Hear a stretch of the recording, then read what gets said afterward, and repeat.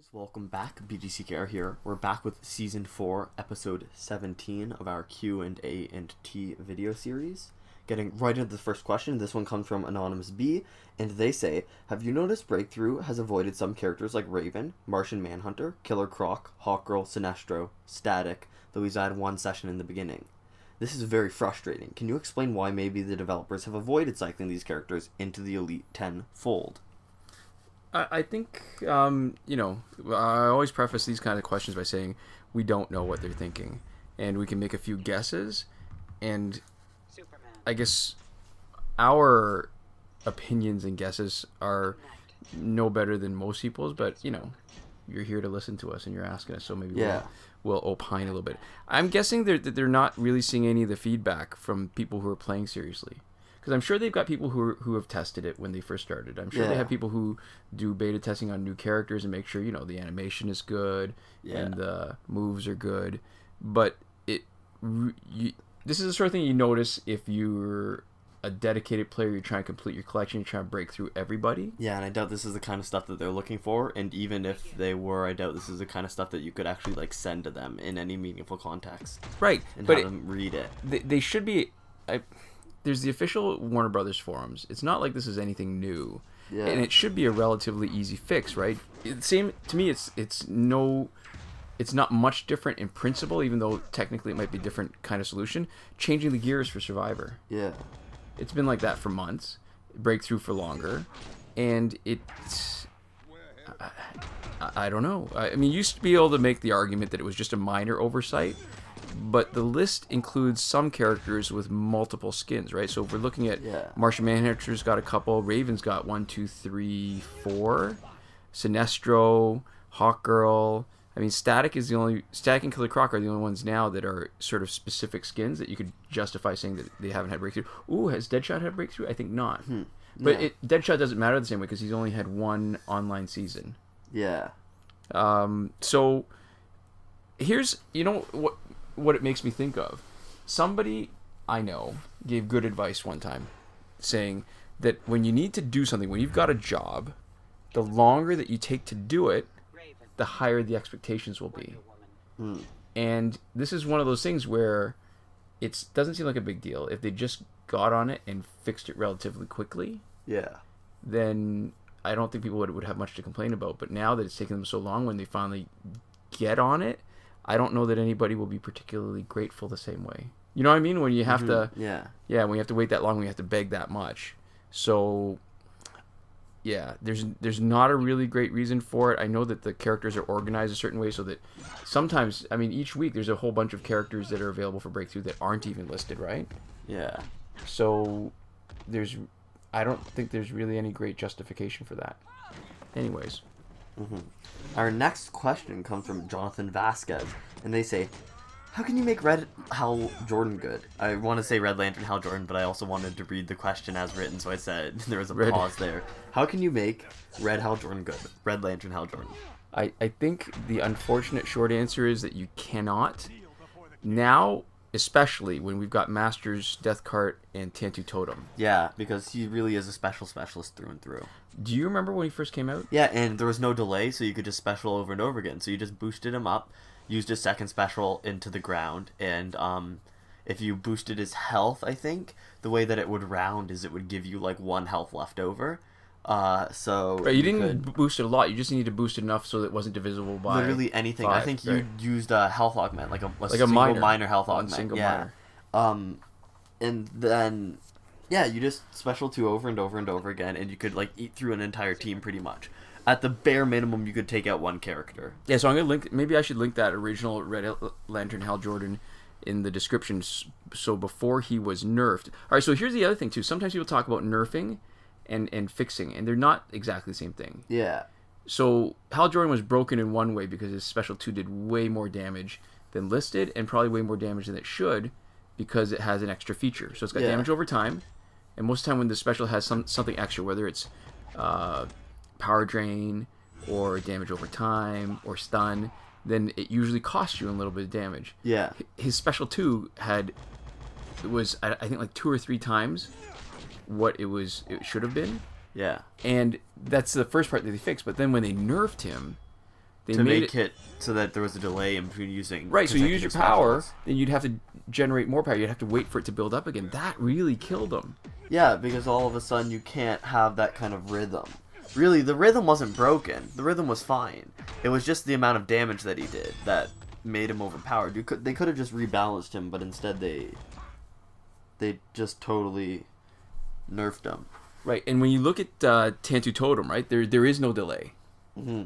What you've got is you've just got, it misses, you just use it again. It Yeah. misses, you just use it again. Knocks somebody out, you just use it again. So in a lot of ways, Master's Death card and Tantu Totem, and you don't lose health from using That's true.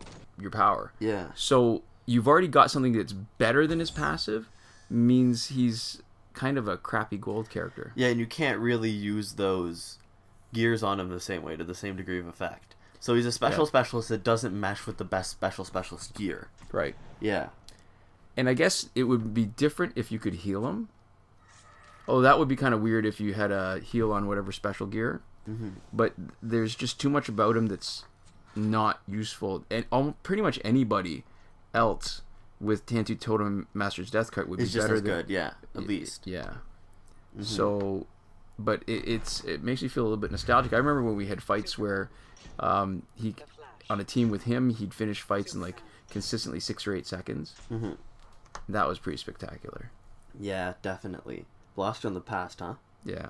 Okay, our next question comes from esta, and they say, will there be any glitches in Injustice again? All right, so this is kind of funny. The keyword is again, and I think there have been glitches, and there still are glitches, and some of them are just glitches that are waiting to be discovered. Yeah. But there's fewer and fewer of those. Mm-hmm. I think, for sure, when you look at a lot of the glitches as they come up, it's totally conceivable that the reason they're coming out now is not that they were introduced recently, but that the kind of order of operations, the way to figure out the glitch is so unlikely that just nobody has found it yet. So I think it's likely, very likely, that there are still currently glitches in Injustice Mobile as it stands, and that they're just not visible to us, that there's something that we need to do that nobody's done before, or that anybody who hasn't realized what they did. Right, so they weren't able to reproduce way. it, right. Yeah. So it's like an example, one example right now is that there are people who've been telling us that with the early rewards glitch for MP seasons, that somehow they were able to get it a bunch of times. Yeah. And I'm sure that's possible. I mean, that was one of the original glitches, right? Like, one of the big original glitches was MP seasons, you could get the rewards over and over and over again. But it's not as easy, and once we figure it out, we'll let you guys know. But right now, it's not. It just hasn't revealed itself to us. Yeah. So there we go. Our next question comes from Shahaan PIllay. And they say, guys, I need some help with Bonus Battle 8. I want to complete it, but my team is not good enough. Do you guys have any tips?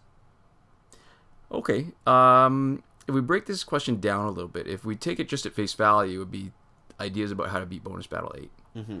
But if we take a step back, I think in general, offline play it's really, to me, it's only important for farming. And when we're talking farming, it's either credits or experience. Yeah. And if you're having trouble winning, it's a better use of your time to not bother. All right, so here's the one thing that makes offline mode so different from other play. Because... Energy? Yeah, because it prioritizes... So you get more energy for getting hit than you do for hitting somebody, yeah. So that works as an equalizer. So when you're actually winning a fight, when you're doing more damage from basic attacks... They're doing more specials. They're getting more power, yeah. So in a way, it's almost meant to... Sort of like a speed bump. Yeah. A roadblock to try to make sure that you don't get too far ahead and advance in the offline story mode faster than you should for where you are. Yeah, it's meant to kind of balance out all fights, so it's more, even more so, just a question of stats and strategy than it is actual play. Right, so it's not that it's impossible, because I think one of the mods on the official boards was able to get through Bonus Battle 8 with all bronzes, but with the right gear. Yeah. And so it's an interesting sort of proof of concept kind of thing that, it's possible. Yeah. But it's really hard. It's way harder to punch up, to fight above your weight class in story mode than it is in multiplayer. Yeah, and that's one of the reasons why I like online better, is that it actually does reward you for just being good after a certain point, more than just having better stat guys. So in that way, I think single player is meant... It's maybe not initially meant to be that way, but I think it serves as more of a supplementary experience than anything else. Yep. No, I agree. I mean, so there's a really good chance. I mean, for your particular question, Shahaan, yeah, let us know if we're pronouncing your name right. So there's a good chance that your cards just aren't good enough. Yeah. But if you're really, for whatever reason, right? It's the same way that when we were playing Survivor, at one point we thought, you know what, I'd really like to beat Survivor, so we did it. Yeah. But if you really want to fight Bonus Battle 8 and beat it, then what you want to do is focus on factors that will scale up. Yeah. So what I mean by that is, like the Iba stick, right? It gives you 10% damage over time, but it's 10% of an opponent's health, and it's nothing to do with your own stats. Yeah. So again, same proof of concept kind of stuff. Remember when we did the Bronze Catwoman? Yeah. And we killed the boss Batman. Right. So there was no way we should have been able to, or even Nightwing, actually, because he really soloed it. That's true. But Bronze Catwoman, with the help of a meat shield, I think it was Boss Solomon Grundy was the meat shield. Yeah, but with Nightwing, because we had power drain, we didn't Right. even need to have anybody else really. Right. So that's the first thing. You want to do something that scales up, and I think Iba stick is the perfect example of that. But you also want to do something. You can also do something that's non-gear. So Raven, for example, using her health swap. So it doesn't matter what the health of the opponent is. You can drop them down pretty low by taking advantage of her passive, so that when she drops down to, is it 10% health? Then is it 10% or I think 20%? It's 20%. So then what you can do is that there's 80% gone already, and when you're talking Bonus Battle 8, there's a lot of guys that have a huge amount of health. Yeah. So to me, the real answer is that you want to recognize that I don't think it's that important to complete story mode, as long as you get to the prime farming. And to me, that's Bonus Battle 6.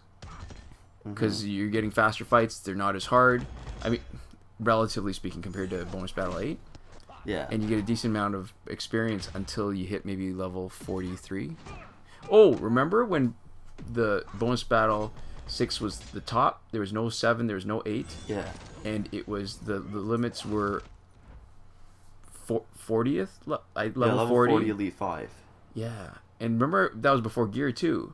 And then it was a little bit of a struggle to try to beat Bonus Battle 6. Yeah. Or wait, was it 40 Elite 5? Yeah, it was. Yeah, it was. Yeah. And then they raised it to 7, and then Breakthrough was after that. Yeah. I mean, there was so much talk for the longest time when they raised it to 7 about, well, when's it going to get to 10? And we finally have that. And now that we've got it, I don't really even want it that badly. I mean, look at this. We're at Elite 5, and we can... we're getting maximum battle points, right? Yeah. I think they do need to rebalance battle points again. I think they need to rebalance it and have higher tiers, because it's all comparative. I think we've had this discussion before. Yeah. It's all comparative, so it would be the same no matter what they do. But adding more than 5,000 battle points as a possibility would probably be... I think it would encourage people to use bigger teams, use better teams. The same way that, they do it for bronze to silver to low gold to high gold. There's a huge gulf now.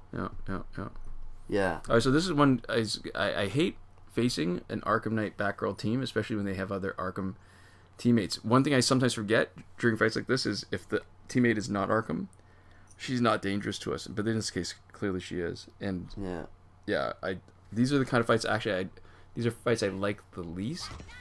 And and that's the other reason why, because Arkham Harley Quinn is smoking me a little bit before I even finish. And see, she had a... Oh, crap. Yeah. Okay, so should we do our final question then? Yeah. Our final question comes from Kancha Kaul, and they say, I wonder if NetherRealm has ever thanked you guys for finding/testing the glitches, giving them an idea on how to fix the glitch. Alright, so before we answer the question, so we're down, it's 1 against 3. What do you think our chances are? Or do you think we're going to have to answer the question really fast? I think we're going to do it. Oh, there we go. That's some good damage.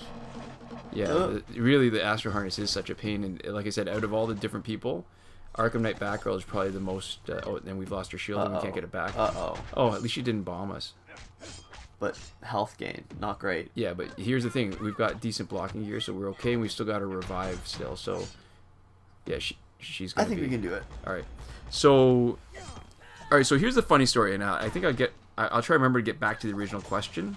Yeah. So the first major glitch, and I believe it was the buying multiple packs, so we could sometimes get up to 50 for the cost of just one. Yeah. Well, but you only had to have one pack worth of money. Right. And you couldn't have more than that. You couldn't have enough to buy multiple packs because then it would just spend your money, right? You basically got up to 50 free packs, or like up to around 50 free packs, and the amount that you got for free was based off of how little money you had. Where the less money you had, the more free packs you got. Right, and how many packs you'd get would be how fast you'd tap. Yeah. So someone on the official forums who was at the time just a regular poster, but soon after became a moderator. Yeah. He actually linked directly to our video, Mm-hmm. and I think that's when the views and the subscriptions actually kind of exploded. Yeah. And that made it. I mean, I don't know if we would have reached the same kind of numbers without it, but it was funny to me that we got at least some sort of official recognition, even though it was not what they wanted. And they even if it was just on the forums and not actually like by Warner Brothers. And they instituted a policy, I think either soon after or just before that, where they said no, you can't link to any kind of what's the word? It's not legitimate content. It's any kind of hack stuff. So stuff that's not available. Any exploit related content. Right. So even videos. So when you talk about NetherRealm, I think that's the closest. Oh, actually, that's not true. I was going to say that's the closest we've ever gotten to official acknowledgement that we're something legitimate. But that's not entirely true. Do you remember the first run of Suicide Squad characters? I do remember. Yeah, it was a promotional thing for the movie, and I think because it was a promotional event as much as it was new content, they were pushing it harder. Because I remember they had the Suicide Squad trailer as the intro video. Right. They did that for Batman v Superman 2. So I think that was 2016. Mm-hmm. I think it was the summer of 2016. Oh my gosh, that was A while ago. almost 2 years ago. Yeah. And we'd been on hiatus for a couple weeks, and while we were on hiatus, there's a company called 47 Communications that does promo work for the Warner Brothers Interactive Entertainment. Yeah. They sent us an email. They offered us free credits and some of the new Suicide Squad, not so new now, Suicide Squad themed content, and they just want us to do Let's Play videos. Yeah. So we emailed them back, and then we never heard from them. They ghosted us. Mm-hmm. So that was the other time, I guess, where they were clearly on the radar of the official forums, and we're on the radar of, if not Warner Brothers, their promotional company. I guess their job was to figure out which YouTubers were getting views on Injustice content. And I guess at the time they probably didn't do a good enough job screening. Yeah, maybe. And so we had, I mean, it's not new. We had a mix of glitch and play content, but clearly they thought enough of the play content that they were willing to reach out and offer us some, free stuff.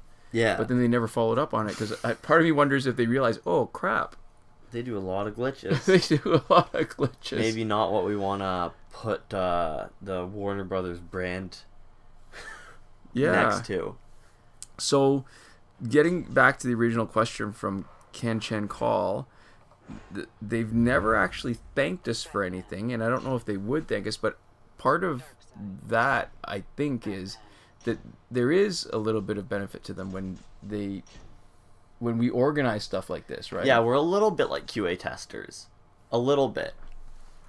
But they've never, I mean, what if they acknowledged us and said, hey, would you like to do quality assurance testing for us? That would be funny. That would be cool. I don't think that's likely, but we can hope, I guess. So they've never thanked us, and I don't think that they're likely ever to do that.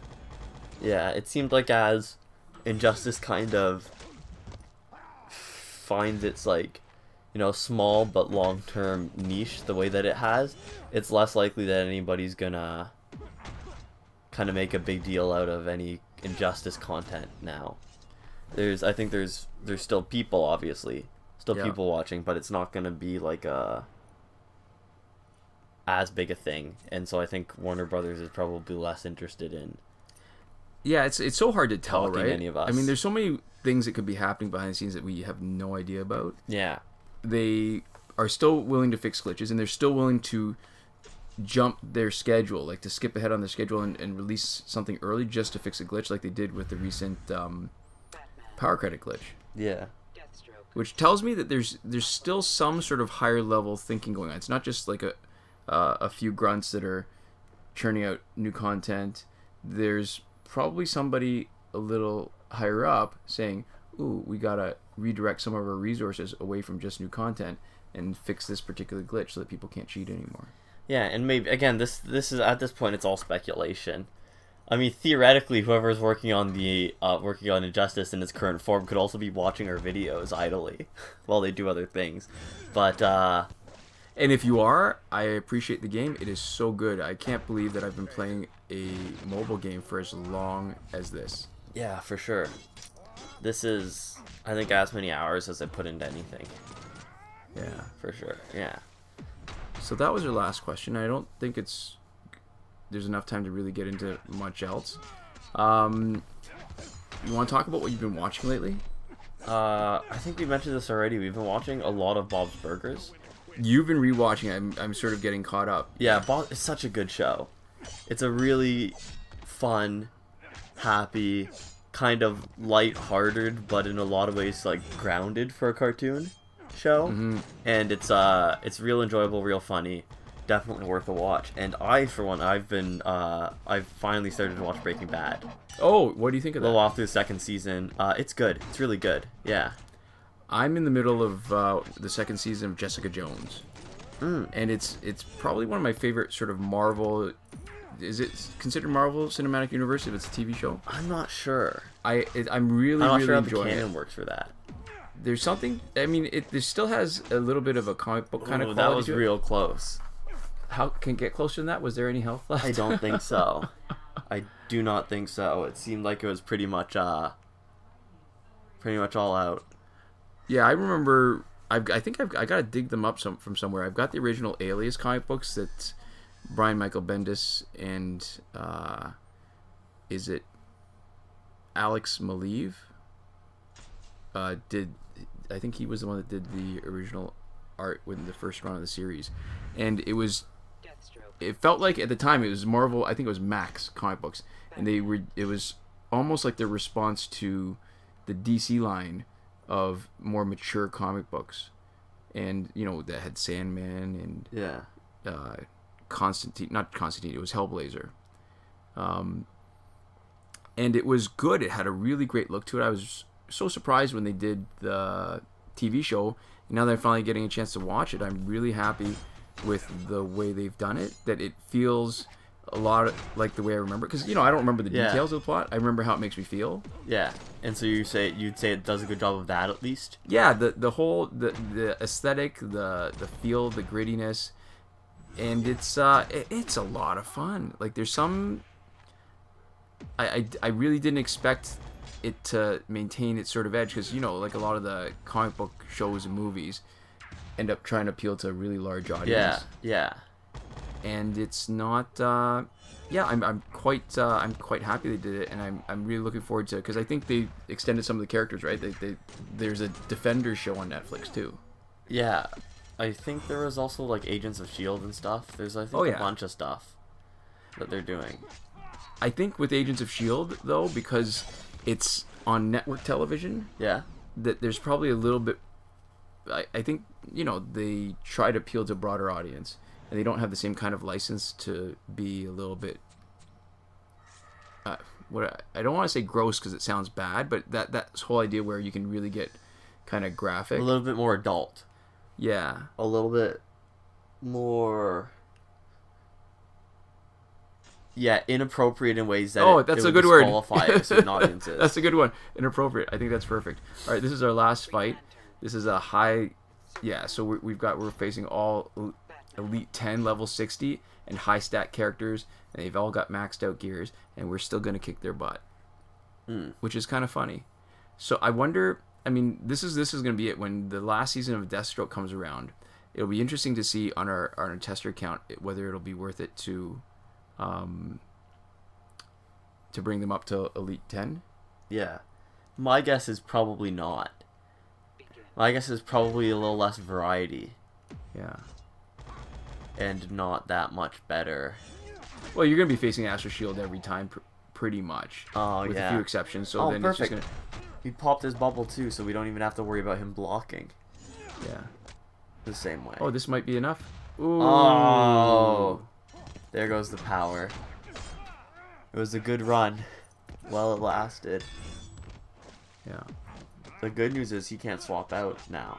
That's right. So he's kind of just got to sit there and take it. We've got a captive audience. All right, there Boom. we go. So that was it for this week's Q&A&T. Looks good. Yeah.